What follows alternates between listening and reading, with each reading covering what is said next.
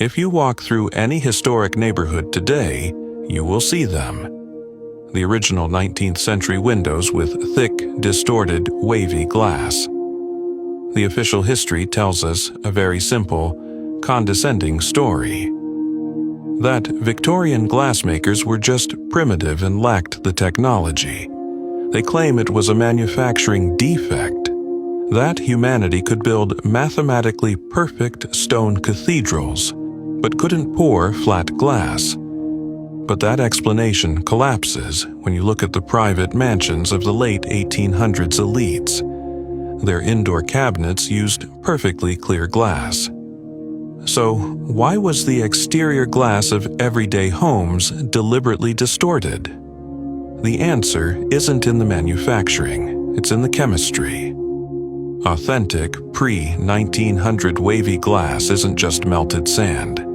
It contains abnormally high concentrations of lead and heavy metals. Lead is dense.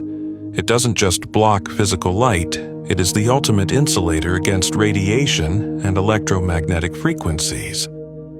To understand what they were trying to block, you have to understand what happened to the sky in the late 1800s. We know that Old World architecture featured intricate metal spires. Official history calls them decorative lightning rods or aesthetic choices. But before the reset, those spires were functional. They were harvesting free atmospheric energy, creating a harmonic, healing frequency across cities. Then, the reset happened. The banking families, the Morgans, the Rothschilds, hijacked the infrastructure and bought the power grids. They didn't just charge for the air, they inverted the system. They changed the frequencies radiating from the repurposed city spires. The new frequencies weren't meant for energy. They were low-frequency, mind-altering signals designed to keep a traumatized population docile and forgetful. The survivors of the old world knew this. They couldn't tear down the hijacked spires, but they could protect their homes. They designed the wavy, lead-laced glass not to look pretty, but to act as a physical frequency shield for their families. The physical waves and ripples in the glass were mathematically designed to refract and scatter the incoming low-frequency broadcasts. When the harmful signals hit the lead-laced wavy glass, they shattered. The interior of the home remained a safe, silent sanctuary. Think about the psychological horror of that era. People were already covering their mirrors at night, terrified of what they might see. The wavy glass was the ultimate barrier between the safety of the old world memory and the invisible, crushing weight of the new regime. But the elites realized the population wasn't submitting fast enough. The frequency shield was working, so they changed the building codes.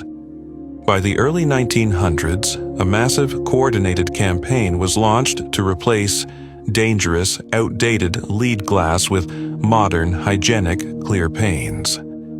It wasn't about aesthetics, it was a forced disarmament, removing the shields from every home in America and Europe simultaneously. Homeowners were heavily fined if they refused to update their windows.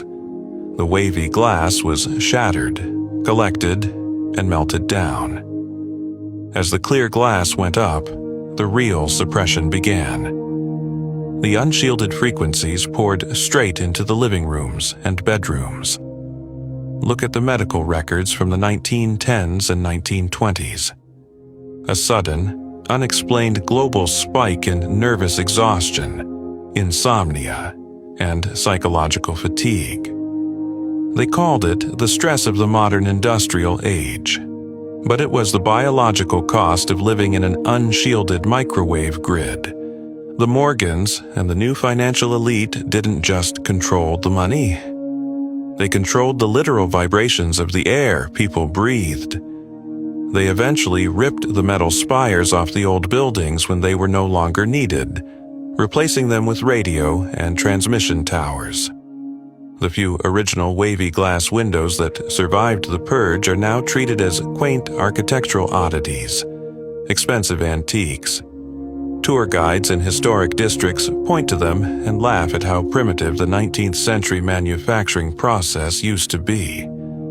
But if you stand in a room with authentic wavy glass, you'll notice something strange. An absolute heavy silence that modern houses lack. Your cell phone signal might drop.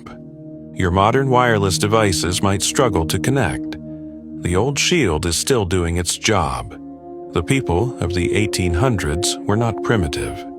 They were survivors of a hijacked world, fighting an invisible war against their new masters. They knew the air itself had been weaponized. The wavy glass was their final defense to keep their minds their own. What else in our modern homes is designed to expose us? We live surrounded by perfectly clear glass, entirely unprotected. We traded our armor for the illusion of a clearer view. But what exactly are we looking at outside those clear windows? A world designed by the banking families. A world where our history is buried under the mud, and our minds are constantly bombarded. The next time you see a wavy glass window in an old Victorian home, don't look through it. Look at it. It is the last physical evidence of a desperate resistance, the fingerprints of a generation that tried to protect us from the frequencies.